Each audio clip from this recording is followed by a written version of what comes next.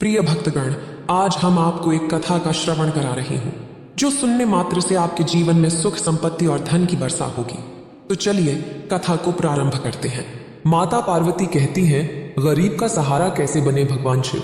अगर आप यह कहानी सुन रहे हैं तो पूरा सुनिए। इस कथा को आधा अधूरा छोड़कर जाने की गलती मत करिएगा, क्योंकि इस पवित्र कथा को पूरा सुनने से मन चाहा फल की प्राप्ति होगी। इसलिए इस कथा को पूरा सुने। आप शिव भक्त हैं तो भोलेनाथ का अनादर ना करें। श्रद्धालुओं, तो चलिए जानते हैं एक कथा के माध्यम से। एक गांव में भोला शिव भक्त था। वह रोज नियम से शिव आराधना करता था, चाहे आंधी आए या तूफान या फिर वह बीमार हो, लेकिन वह शिव जी की पूजा करना नहीं छोड़ता था और न ही कभी उन्हें भोग लगाना भूलता था। भोला रोज सुबह अपने हाथों से बनाए मिट्टी के बर्तनों में शिव जी का भोग बनाता और उसे मंदिर ले जाकर शिव जी को अर्पित करता। एक बार इसी तरह भोला शिव जी को भोग लगाकर घर आता है और अपनी पत्नी जानकी को प्रसाद देते हुए कहता है, ये लो जानकी, शिव जी का प्रसाद, इसमें बहुत शक्ति होती है, जरा खाकर देखो। जानकी को अपने पति की शिव भक्ति बिल्कुल भी पसंद नहीं थी, इसलिए वह हमेशा अपने पति के मंदिर जाने पर गुस्सा हो जाती थी। ओह मेरे अंतभक्त पति, कब तुम्हारी आंखों से शिव भक्ति की पट्टी उतरेगी। अगर पूजा पाठ करने से इंसान का गुजारा हो जाता तो इस दुनिया में किसी को भी मेहनत करने की जरूरत ही नहीं होती। हर कोई मंदिर का पुजारी बनकर बैठा होता। अरे तुम तो फिर से शुरू हो गई। तुम जानती हो ना कि मेरे मन में शिव जी के प्रति कितनी आस्था है। चाहे दुनिया इधर से उधर हो जाए, पर मेरे मन में भोलेनाथ के प्रति जो आस्था है वह कभी कम नहीं होगी।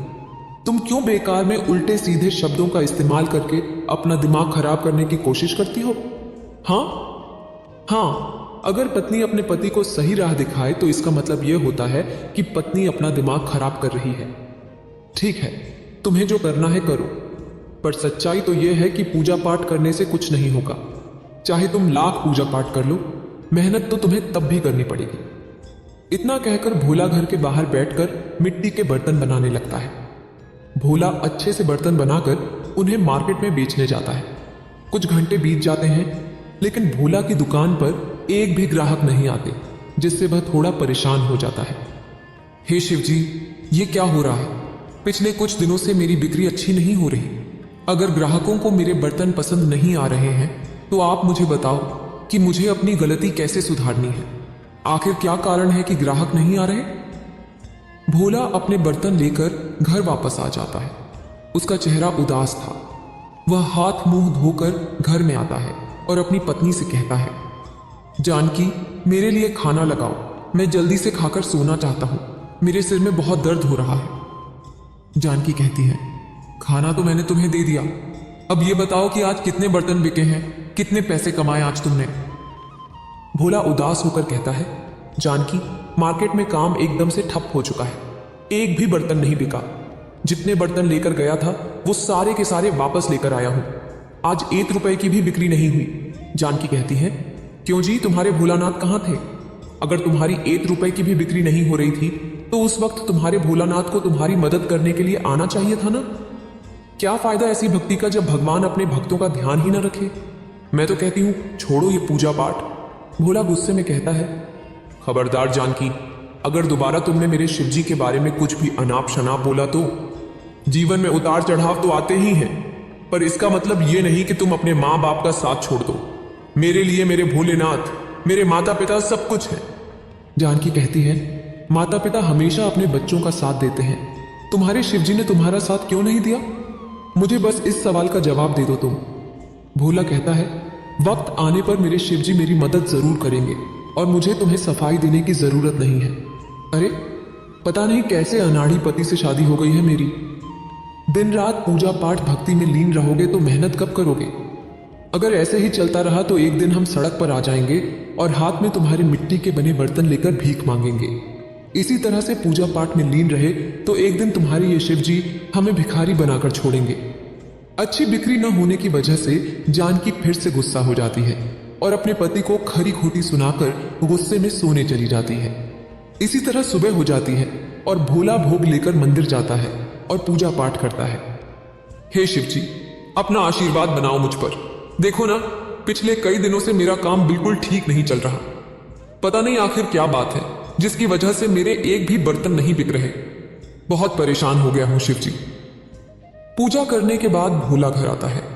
घर आते ही जानकी भोला से कहती है, सुनो जी, मैंने चूल्हे पर सब्जी रखी है, थोड़ा ध्यान देना और 2 मिनट में सब्जी उतार लेना। मैं छत पर जा रही हूं, 2 बाल्टी कपड़े सुखाने हैं और मुझे आने में थोड़ा समय लग जाएगा, इसलिए सब्जी पर अच्छे से ध्यान देना। इतना कहकर जानकी 2 बाल्टी लेकर छत पर जाती है और कपड़ों को रस्सी पर टांगना शुरू कर देती है। वहीं भोला चूल्हे के पास बैठकर सब्जी का ध्यान रख रहा था। इसी बीच सब्जी पूरी तरह से पक जाती है।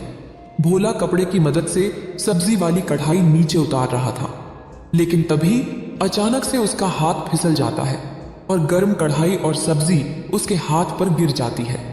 इस वजह से भोला बहुत जोर से चिल्लाता है। तभी जानकी नीचे भागते हुए आती है और तुरंत भोला के हाथ को ठंडे पानी में डाल देती है। इस वजह से भोला के हाथ पर छाले हो जाते हैं। हे शिव जी, बहुत दर्द हो रहा है, बहुत जलन हो रही है जानकी, क्या करूं मैं? अरे बस करो तुम, इतनी तकलीफ हो रही है तुम्हें, लेकिन तब भी तुम्हारे मुंह से शिव जी का नाम लेना बंद ही नहीं हो रहा। देख लिया मैंने तुम्हारे शिव जी को, एक के बाद एक परेशानियां आती ही जा रही हैं हमारे सामने आज। फिलहाल तुम्हें मंदिर जाने की कोई जरूरत नहीं है, मेरे साथ चुपचाप डॉक्टर के पास चलो। भोला का हाथ बुरी तरह से जल जाता है, उसके हाथों पर छाले हो जाते हैं। जानकी तुरंत अपने पति को अस्पताल लेकर जाती है, जहां डॉक्टर भोला के हाथ पर पट्टी बांध देते हैं। कुछ दिनों तक आपको अपने हाथ को पानी से बिल्कुल बचाकर रखना है और 2 दिन बाद ही पट्टी खुलवा लेना। उसके बाद जो दवाई दूंगा उसे टाइम पर लगाते रहना। कहते हैं ना, अक्सर गरीबी में आटा गीला होता है। ठीक उसी तरह से पिछले कुछ दिनों से भोला के मिट्टी के बर्तन भी बिकना बंद हो गए थे। साथ ही अब बेचारे का हाथ बुरी तरह से जल गया था। अब समझ में नहीं आ रहा था कि भोला कैसे अपना घर चलाएगा। एक बार भोला अपने घर के बाहर, जहां वो मिट्टी के बर्तन बनाया करता था, वहां बैठकर आंखों में आंसू लिए अपने शिव जी को याद कर रहा था। तभी वहां पर शिव जी प्रकट होते हैं और शिव जी एक लड़के का रूप लेकर भोला के पास जाते हैं और कहते हैं, अरे काका, ओह काका, तुम्हारे घर से कुछ खाने को मिल सकता है?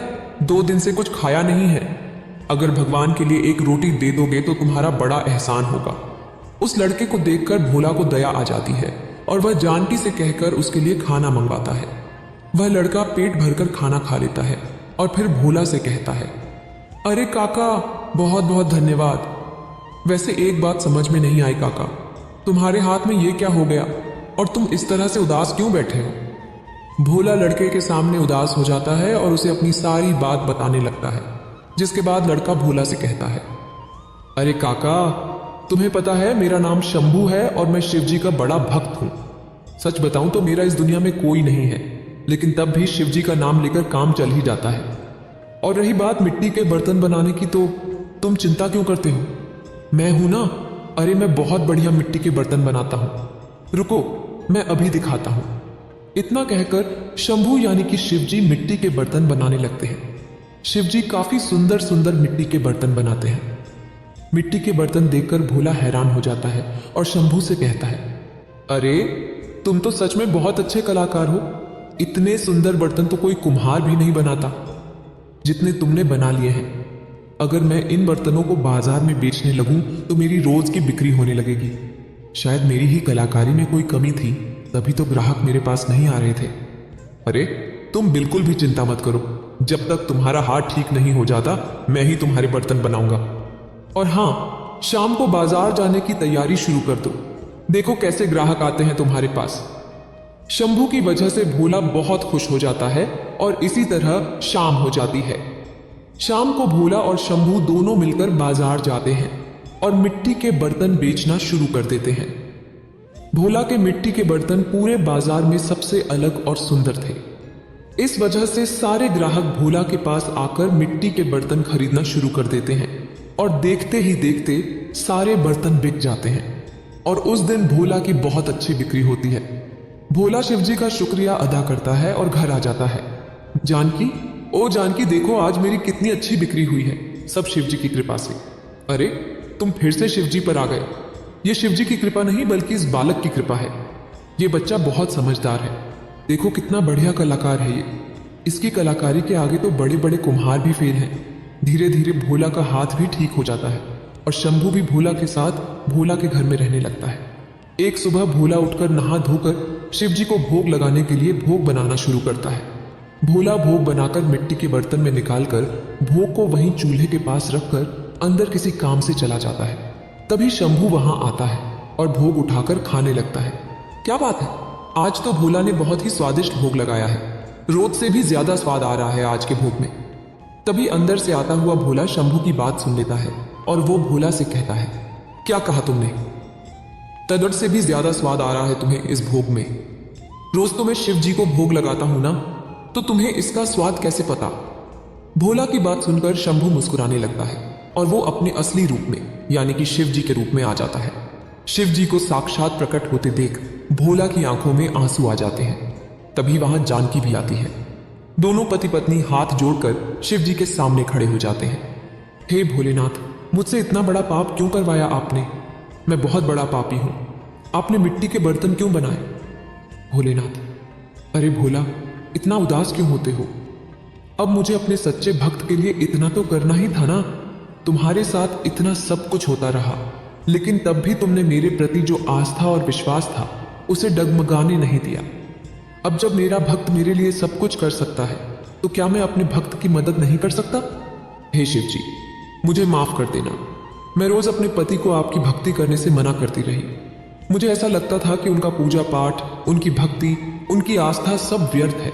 पर आज मुझे समझ में आ रहा है कि अगर मन में सच्ची भक्ति और सच्ची श्रद्धा है तो भगवान किसी न किसी रूप में आपकी मदद करने के लिए जरूर आते हैं। इस तरह से शिव जी जानकी और भोला को आशीर्वाद देकर वहां से चले जाते हैं। उसी गांव में दिनकर की दुकान मंदिर के बाहर थी, जिसमें वह तरह तरह के पूजा का सामान रखता था। घर का काम खत्म करने के बाद उसकी पत्नी भूमि भी दुकान पर आ जाती थी। फिर दोनों पति पत्नी शाम तक अपनी दुकान पर लोगों को सामान देते। दोनों ही भगवान शिव के परम भक्त थे। दुकान पर जब भी कोई सामान लेने आता, वे सबका स्वागत हम पातेता बा पातन किता हरों के हर हर भोले बोलकर ही करते थे। और इसकी वजह यह थी कि पूरा दिन उनके मुंह पर भगवान शिव का नाम रहे। वहीं पर एक दूसरा दुकानदार भी था जिसका नाम अकरम था। वह भी पूजा का सामान बेचता था, लेकिन उसकी दुकान पर कम ही लोग आते थे। इसकी वजह उसका झगड़ालू स्वभाव था। भैया, ये रुद्राक्ष की माला कितने की है? 200 की। 200 की? अरे भैया, आप तो बहुत ही महंगी दे रहे हो। अभी मैंने पिछली दुकान पर पूछा तो वह 100 की दे रहा था। तो यहां क्यों खड़े हो? जाकर उसी दुकान से क्यों नहीं ले लेते? आ जाते हो दिमाग खराब करने। तुम्हें पता भी है असली और नकली रुद्राक्ष के बारे में? यह असली रुद्राक्ष है और मैं 200 का ही दूंगा। लेना है तो लो, वरना मत लो। अरे आप कितनी बदतमीजी से बात कर रहे हो? और क्या गारंटी है कि यह रुद्राक्ष असली है? यह सुनकर अकरम को गुस्सा आ जाता है और वह आदमी को वहां से जाने के लिए कहता है। वह आदमी दिनकर की दुकान पर वापस आता है। हर हर भोले। भैया, मुझे वही रुद्राक्ष की माला दे दो। ठीक है भैया, भगवान शिव हमेशा आपका कल्याण करेंगे। वह आदमी रुद्राक्ष की माला लेकर वहां से चला जाता है। तभी भूमि भी दोपहर का खाना लेकर दुकान पर आती है। दोनों पति पत्नी खाना खाने के बाद दुकान पर काम संभालने लगते हैं। उधर आज सुबह से अकरम की कोई कमाई नहीं हुई थी। यह देखकर कि दिनकर की दुकान पर सुबह से भीड़ है, उसे बहुत गुस्सा आता है और वह दिनकर की दुकान बंद हो जाए इसके बारे में सोचने लगता है।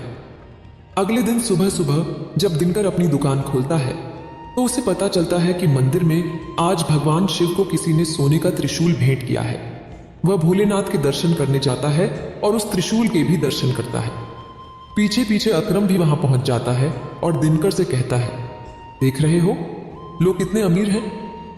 भगवान शिव को सोने का त्रिशूल चढ़ा रहे हैं। सब भगवान की माया है, पर कुछ भी कहो, इस त्रिशूल से मंदिर की शोभा बहुत बढ़ गई है।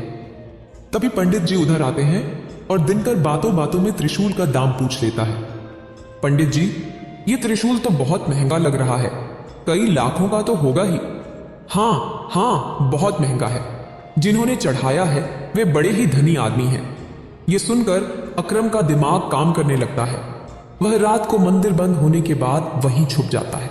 जैसे तैसे करके वह त्रिशूल वहां से उठा लेता है और उसे दिनकर की दुकान के अंदर रख देता है। फिर अपने घर जाकर आराम से सो जाता है। अगले दिन सुबह जब मंदिर का द्वार खोला जाता है तो सब तरफ शोर मच जाता है कि त्रिशूल चोरी हो गया है। तभी दिनकर भी आकर अपनी दुकान खोलता है और उधर अकरम अपनी चाल चलता है। पंडित जी, कल की बात याद कीजिए। कोई तो ऐसा होगा जो बार बार यहां आया होगा या त्रिशूल को देखकर कुछ बोला होगा, चाहे वो भक्त हो या दुकानदार। तभी पंडित जी को याद आता है कि दिनकर ने ही त्रिशूल का दाम पूछा था। वो सबको लेकर दिनकर की दुकान पर जाते हैं। हर हर महादेव। पंडित जी, दिनकर, तुम्हें पता है ना, मंदिर से त्रिशूल गायब हो गया है। ये आप क्या कह रहे हैं पंडित जी? मैंने तो अभी अभी आकर दुकान खोली है। देख क्या रहे हो? जल्दी से दुकान की तलाशी लो। ये आप क्या कह रहे हैं पंडित जी? मेरे दुकान की तलाशी? मैं भगवान भोलेनाथ का भक्त हूं, भला उनके मंदिर में चोरी कैसे कर सकता हूं? कल तुम ही उनके त्रिशूल का दाम पूछ रहे थे ना। कुछ लोग और अकरम भी दिनकर की दुकान में घुस जाते हैं और जहां उसने त्रिशूल रखा था वहां से त्रिशूल उठाकर सबको दिखाते हैं। देखो भाइयों, देखो, दिनकर ने ही त्रिशूल की चोरी की थी। घोर कलयुग आ गया है, मुंह पर भोले भोले रखता है और काम देखो। मंदिर से त्रिशूल चोरी हुआ और वो दिनकर की दुकान पर मिला। ये बात लोगों से बर्दाश्त नहीं हुई। वो लोग दिनकर को मारने लगे और किसी ने पुलिस को बुला लिया। पुलिस दिनकर को पकड़कर ले गई। जब भूमि को ये बात पता चली तो वो भागते हुए मंदिर गई और बोली, ये सब क्या सुन रही हूं आप? और चोरी हो ही नहीं सकती। दिनकर ने कहा, हां भूमि, मैंने चोरी नहीं की, पर पता नहीं त्रिशूल कैसे मेरी दुकान से मिला। भूमि ने कहा, यह भगवान ने हम गरीबों के साथ क्या किया? एक व्यक्ति बोला, अरे तुमने तो सीधा सीधा भगवान को ही दोषी ठहरा दिया। ऐसा मत कहो। बात कुछ और है जो समझ में नहीं आ रही, पर मुझे अपने भोलेनाथ पर पूरा भरोसा है, वो न्याय जरूर करेंगे। दूसरा व्यक्ति बोला, भगवान के मंदिर से त्रिशूल चोरी करता है और न्याय की बातें करता है। अभी तुझे रिमांड पर लिया जाएगा तो सब उगल देगा। भूमि ने कहा, नहीं नहीं, इन्होंने चोरी नहीं की है, ये कभी चोरी कर ही नहीं सकते। ये तो भगवान भोलेनाथ को इतना मानते हैं, इनके डर के मारे कभी अपनी दुकान पर रखी हुई चीजों के दाम भी नहीं बढ़ाते, बेशक इनको घाटा हो जाए। अगर इनके मन में लालच होता तो ये महंगा सामान बेच सकते थे और हमारे घर के हालात अच्छे हो सकते थे। आप मेरे घर पर आकर देखिए, मेरे पास तो जरूरत की पूरी चीजें भी नहीं हैं। उन्हीं जरूरत को पूरा करने के लिए तो तुम्हारे पति ने मंदिर में चोरी की थी। और अगर इतना ही विश्वास है अपने भोलेनाथ पर तो कहो उनसे कि दे तुम्हें नहीं आए, वरना तो ये रिमांड पर जाएगा और सब अपने आप ही बोल देगा। ये लो भाई, सांप भी मर गया और लाठी भी नहीं टूटी। लेकिन उधर दिनकर के जेल जाने के बाद और काम बंद हो जाने के कारण भूमि को बहुत परेशानियों का सामना करना पड़ रहा था। वो मंदिर गई तो पंडित ने उसे चोर की पत्नी कहकर भगा दिया। भूमि ये बर्दाश्त नहीं कर पा रही थी। आसपास के लोग भी उसे बुरा भला बोल रहे थे। उधर दिनकर को पुलिस वालों ने बहुत मारा, लेकिन दिनकर ने चोरी की ही नहीं थी, इसलिए वो मार खाता रहा। देखते ही देखते 21 दिन निकल गए। इसी पर एक दिन जेल में दिनकर, देखो भैया, तुम मुझे कितना भी मार लो, सूली पर चढ़ा लो, लेकिन जब मैंने चोरी की ही नहीं तो मैं इस बात को कैसे कबूल कर लूं? मेरे भोलेनाथ जानते हैं मैंने चोरी नहीं की है। कोई नहीं, इसको 2 डंडे और लगाओ। जब देखो भोलेनाथ भोलेनाथ करता रहता है। अरे कहां है तेरा भोलेनाथ है जो तुझे पीटते हुए देख रहा है और तुझे बचाने के लिए भी नहीं आ रहा। उधर मां पार्वती दिनकर और उसकी पत्नी की दशा देखकर विचलित हो रही थी। वो भगवान शिव को कहती है, हे भोलेनाथ, आपके भक्त पर इतने अत्याचार हो रहे हैं और एक आप है यहां पर समाधि में लीन बैठे हैं, कुछ तो कीजिए। दिनकर की हालत दिन पर दिन बिगड़ती जा रही है। तुम चिंता मत करो पार्वती, अब उनके कष्ट के दिन समाप्त हो गए हैं। मैं स्वयं दिनकर की रक्षा करने के लिए जाऊंगा। क्या आप सत्य कह रहे हैं प्रभु? देखो पार्वती, मनुष्य के जीवन में सुख और दुख दोनों आते हैं। अभी कुछ समय दिनकर का दुख का था और उसके साथ साथ गलत करने वाले का सुख का। थोड़ी देर बाद भूमि दिनकर से मिलने के लिए जेल में आती है। भूमि की हालत देखकर दिनकर बहुत ही घबरा जाता है। वो बहुत ही कमजोर और बीमार लग रही थी। ये तुमने क्या हालत बना ली है भूमि? अरे अब तो सच बोल दे, देख तेरी पत्नी की कैसी हालत हो गई। मैं सच कह रहा हूं, मैंने चोरी नहीं की। भोलेनाथ की कसम खाता हूं मैं। जब देखो भोलेनाथ भोलेनाथ, जरा बुलाओ अपने भोलेनाथ को। यह सुनकर भूमि को गुस्सा आ जाता है और वो भोलेनाथ को पुकारते हुए कहती है, हे भोलेनाथ, हे जगत के पालनहार, तुम्हारे सामने हम लोगों के साथ इतना अन्याय हो रहा है और हमारी बातों पर किसी को भरोसा भी नहीं है। तुम प्रकट होकर इन सबको क्यों नहीं बता देते हो? भूमि के इस तरह गिड़गिड़ाने पर सभी पुलिस वाले जोर जोर से हंसने लगते हैं। तभी दिनकर के पीछे तेज रोशनी होती है, सबकी आंखें चमक उठती हैं और जब सब ध्यान से देखते हैं तो पता चलता है कि वह रोशनी भगवान शिव के प्रकट होने से हुई थी। हे भोलेनाथ, आपको हमारा कोटि कोटि प्रणाम। हे प्रभु, इन सबको बताइए कि हमने चोरी नहीं की है। मेरा यहां होना ही इस बात का प्रमाण है कि तुम दोनों ने चोरी नहीं की है। चोर अपना अपराध खुद ही स्वीकार करेगा। भोलेनाथ को स्वयं अपने भक्त की मदद के लिए आता हुआ देखकर सभी पुलिस वाले गदगद हो जाते हैं और दिनकर और उसकी पत्नी को छोड़ देते हैं। हे प्रभु, आपके दर्शन पाकर हम धन्य हो गए। आज जीवन में कोई भी अभिलाषा शेष नहीं रही है। तुम्हारी परीक्षा का समय समाप्त हुआ, अब अपना जीवन सुखपूर्वक बिताओ। उधर अकरम को 2 दिन से बड़े ही भयानक सपने आ रहे थे। बार बार उसे ऐसा लग रहा था जैसे सोने का त्रिशूल उसकी छाती को भेद रहा है, जिससे उसे असहनीय दर्द हो रहा था। उसकी हालत दिन पर दिन बिगड़ती देख उसकी मां अकरम से कहती है, बेटा, दिन रात तेरी ऐसी हालत देखकर मुझे नहीं पता क्यों ऐसा लग रहा है जैसे तुझसे कोई बहुत बड़ा अपराध हुआ है। अगर ऐसा है तो अपने अपराध की क्षमा मांग ले, वरना कुछ भी अनिष्ट हो सकता है। मां, अगर मैं अपने अपराध की माफी मांग लूंगा तो क्या भगवान मुझे माफ कर देंगे? हाँ बेटा, गलती स्वीकार करने वालों को भगवान माफ कर देते हैं। अकरम अपनी मां को सब कुछ सच सच बता देता है। उसकी मां उसे इसके लिए बहुत डांटती है और उसे पंडित के पास ले जाकर सब कुछ सच सच बता देती है। जब वे वहां पहुंचते हैं तो दिनकर और उसकी पत्नी को देखकर अकरम उनसे माफी मांगने लगता है। मेरे मन में तुम्हारे लिए कोई द्वेष नहीं है। मैंने तो हमेशा तुम्हें अपना अच्छा पड़ोसी ही समझा है। मुझे माफ कर दो दिनकर। मैंने बिना छानबीन किए ही तुम्हें अपराधी मान लिया, लेकिन तुम्हारी शिव भक्ति ने दिखा दिया कि अपने भक्त की सहायता के लिए भगवान शिव जेल में भी पहुंच सकते हैं। अकरम अपना अपराध स्वीकार कर लेता है। दिनकर के कहने पर उसे कोई सजा नहीं होती है, लेकिन अब जो भी दिनकर की दुकान पर आता सब यही कहते कि ये वही शिव भक्त है जिसके लिए भगवान शिव स्वयं जेल में आ गए। इतना कहकर माता पार्वती इस कथा को समाप्त करती हैं।